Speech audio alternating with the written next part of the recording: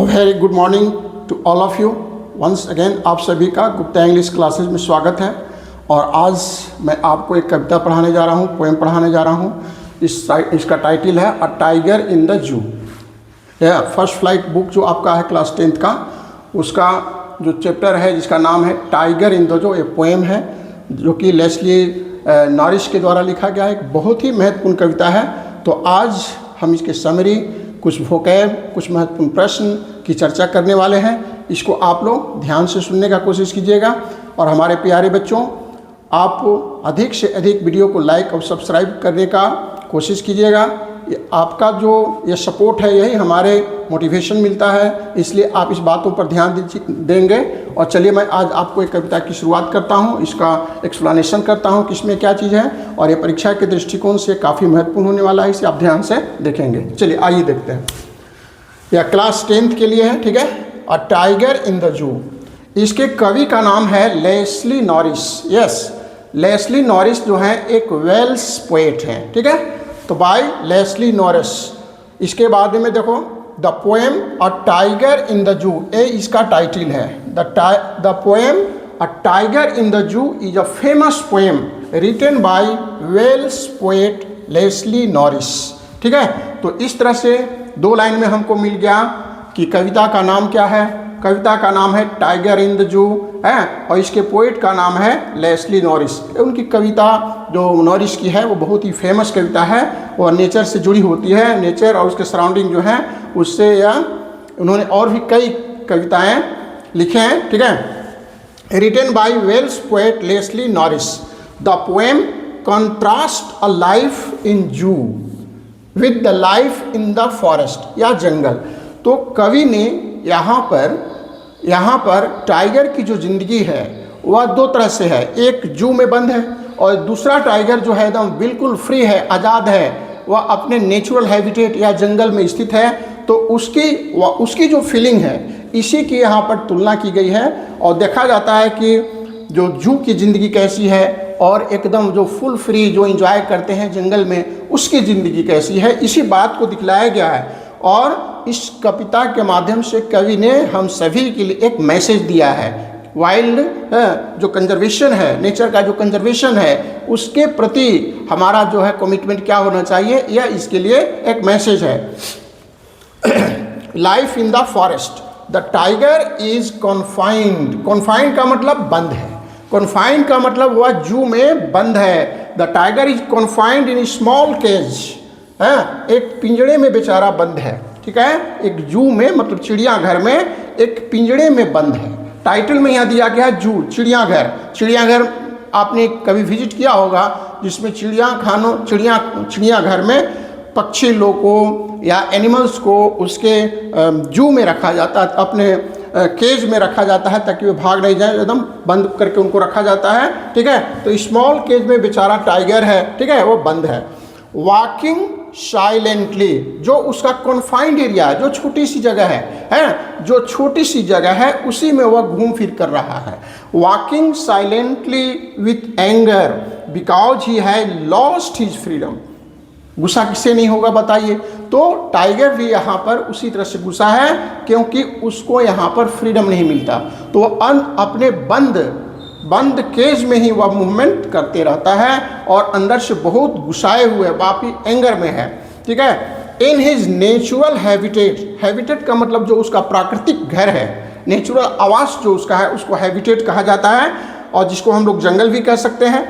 He would move free, उसकी ऐसी सोच है कि काश मैं अभी जंगल में रहता तो मैं आज़ाद रहता, वहाँ पर कोई रिस्ट्रिक्शन नहीं होता, हमारे पाँव में बेड़ियाँ नहीं होती, मैं बिल्कुल आज़ाद होता, ठीक है। He would move free and he would hunt plump deer, है, वहाँ पर अपने मन माने जानवरों का शिकार करता, जो प्लम्प डियर है उसका मैं शिकार करता। और टेरिफाई द विलेजर्स, और आसपास के जो विलेजर्स हैं उनको मैं भी अपने स्वभाव के हिसाब से डराने की कोशिश करता। अब नाइट में अपना केज में बंद है, कहीं जाने की कोई आज़ादी नहीं है, बस वहीं से वह तारों को देख रहा है। He looks the stars helplessly, कोई उपाय नहीं है, कोई चारा नहीं है, वह हेल्पलेस है, तो वह हेल्पलेसली स्टार्स को देखता है। The poem highlights the cruelty of keeping wild animals in captivity. तो पोएम जो है ना, इसको हाईलाइट करता है कि क्रुएल्टी, हम लोग जो निर्दयता दिखलाते हैं जानवरों के प्रति, वह इसमें दिखलाया गया है कि वाइल्ड एनिमल्स को बंद करके जो हम लोग रखते हैं, है ना, या जो हमारी निर्दयता का प्रतीक है, यह कहीं से ठीक नहीं है। तो इसी को कवि ने इस कविता में हाईलाइट करने की कोशिश की है। तो इसको हम लोग इसके समरी के रूप में, मेन पॉइंट के रूप में हमने पढ़ लिया। अब चलिए आते हैं इसके थीम पर। What is the main theme?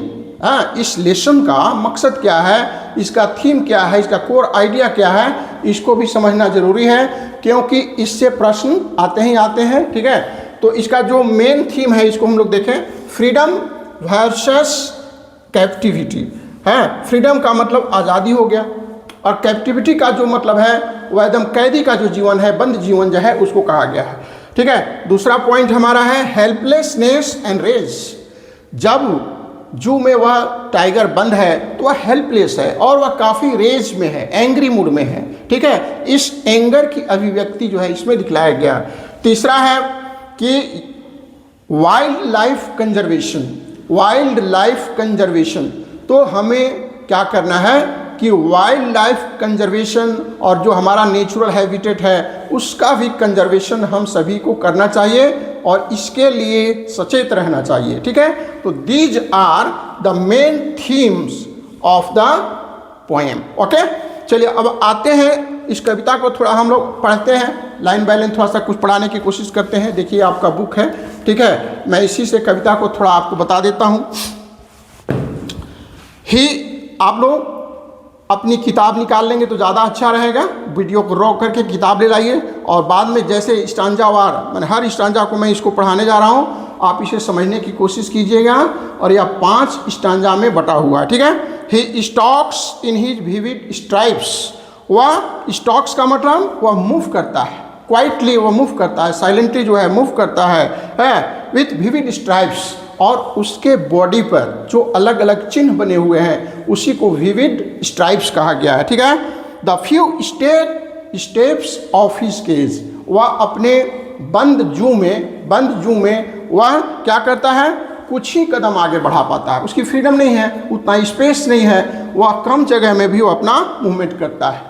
On pads of velvet quite. उसके जो पैर हैं उसकी तुलना किससे की गई है, एक मखमल से की गई है। उसके पैर के जो तलवे हैं काफ़ी मुलायम हैं और बहुत शांत है। ठीक है, इन हिज क्वाइट रेस। लेकिन अंदर से टाइगर जो है काफ़ी नाराज है, काफ़ी गुस्से में है, वह मौके की तलाश में है कि हम कब अपने एंगर को निकाल सकें। तो इस तरह से यह फर्स्ट स्टैंजे का मतलब हो गया। चलिए अब आगे हम लोग देखते हैं दूसरा स्टैंजा में क्या कहता है। ही should B lurking in Shadow. दूसरा जो स्टांजा है उसमें जो इसका जो नेचुरल हैबिटेट है, पहला जो स्टांजा में है जू की बात की गई, जो सेकेंड स्टांजा है उसमें यह बताने की कोशिश की जा रही है कि ही should B lurking in Shadow, है ना। इसमें दिखाया गया है कि अपने नेचुरल हैबिटेट में, ठीक है, कैसे छिप कर, लर्किंग का मतलब होता है छिप कर, किसी का हिडन, हाइड करके, छिप करके अपने जानवरों को तलाश करना और उस पर शिकार करने के लिए, अटैक करने का योजना बनाना। तो वह ही should B lurking in Shadow, शांत छाया में बैठकर वह जानवरों का इंतजार कर रहा है कि कब वह आएगा, मैं उसको हमला करके उस पर आक्रमण करूंगा। स्लाइडिंग थ्रू लॉन्ग ग्रास, है ना, और धीरे धीरे आगे की तरफ बढ़ रहा है, घास में छिपा हुआ है। अपना जो प्लम्प डियर या जो भी इसके जानवर आने वाले हैं उसके शिकार करने के लिए वह तैयारी में है और ताक में है कि कब नज़दीक में आए और मैं उसके पर हमला कर दूं।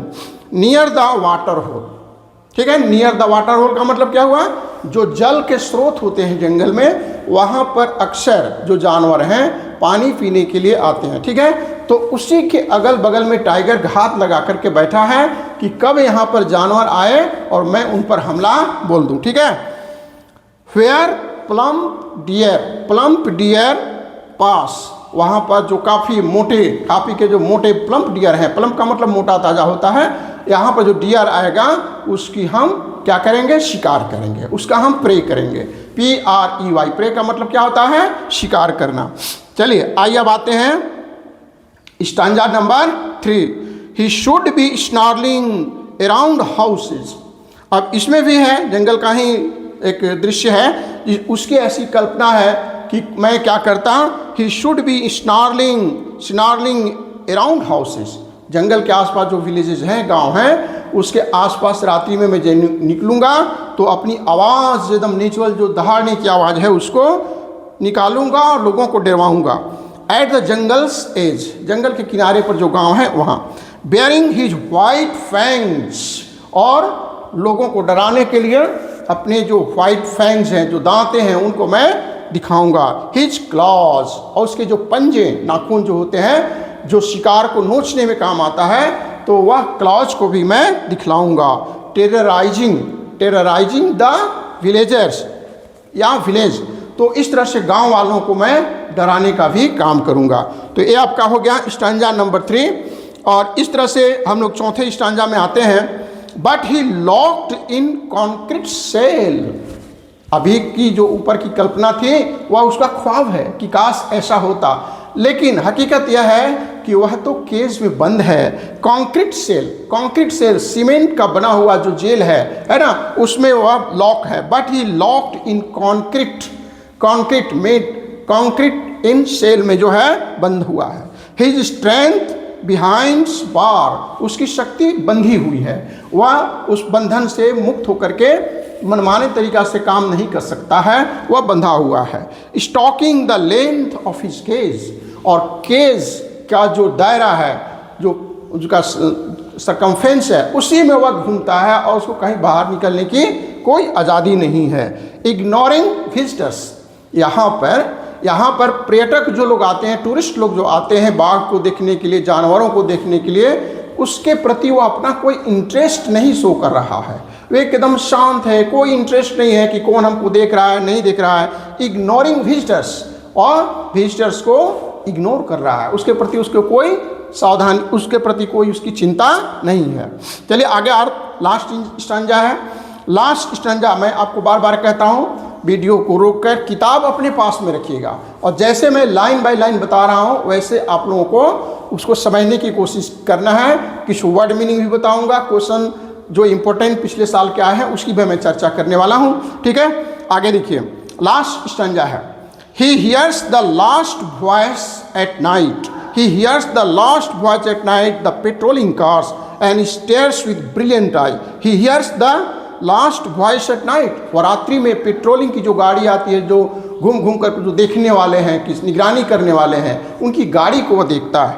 And stares का मतलब घूर कर देखता है। ठीक है, stares with his brilliant eyes, उसकी चमकीली जो आंखें हैं, है ना, उससे वह देख रहा है घूर घूर कर।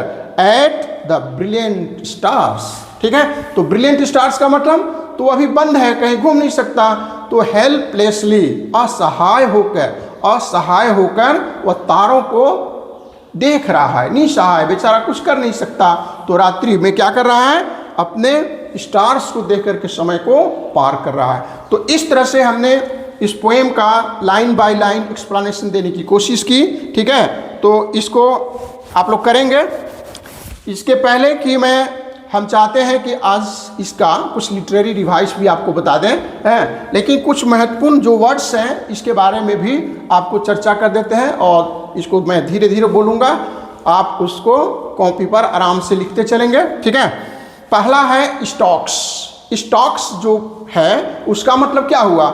स्टॉक्स का मतलब है walk slowly and silently. Stocks का मतलब वॉक स्लोली एंड साइलेंटली, मतलब धीरे धीरे चलने को, क्रिया को हम लोग स्टॉक्स कहते हैं, STALK। ठीक है, दूसरा जो वर्ड है वह है विविड, VIVID। विविड का मतलब क्या हुआ, ब्राइट्स एंड क्लियर। इसका मतलब हो गया ब्राइट्स एंड क्लियर। ओके, चलिए नेक्स्ट, केज तो आपको पता है, केज क्या होता है, पिंजरे को कहते हैं। इनक्लोजर फॉर एनिमल्स, ऐसा इनक्लोजर जिसमें चिड़िया को, पक्षी को जानवरों को रखा जाता है, वह उसका केज होता है।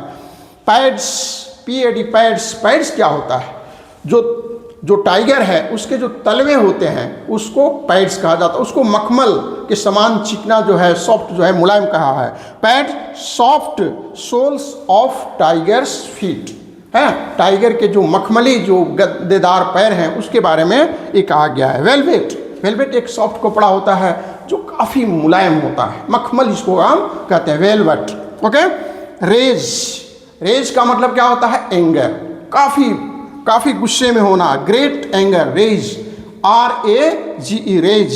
लर्किंग, एक वर्ड आया है लर्क, LURK, इसी से बन गया लर्किंग। इसका मतलब क्या हुआ? लर्किंग का मतलब हुआ हाइडिंग सीक्रेटली, ठीक है, एकदम छिप करके वो अपने शिकार का इंतजार कर रहा है, ठीक है।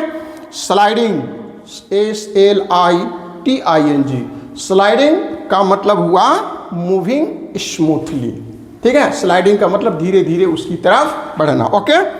प्लम्प, प्लम्प का मतलब होता है फैट एंड हेल्दी। तो यहाँ पर प्लम्प किसके लिए आया है? जो प्लम्प डियर की बात की गई है, प्लम्प का मतलब काफ़ी मोटा ताजा है। अगर कोई बच्चा या कोई भी व्यक्ति जब खा पी कर बहुत मोटा हो जाता है तो उसको कहते हैं कि उसका पर्सनालिटी बहुत प्लम्प है, मोटा ताजा है, ठीक है। इसके बाद फैंग्स, FANG, फैंग्स, फैंग्स क्या होता है? फैंग्स का मतलब होता है लॉन्ग शार्प टीथ। जो टाइगर के लॉन्ग शार्प टीथ हैं उसको फैंग्स कहा गया है, जिससे वो अपने शिकार को नोचता है, ठीक है।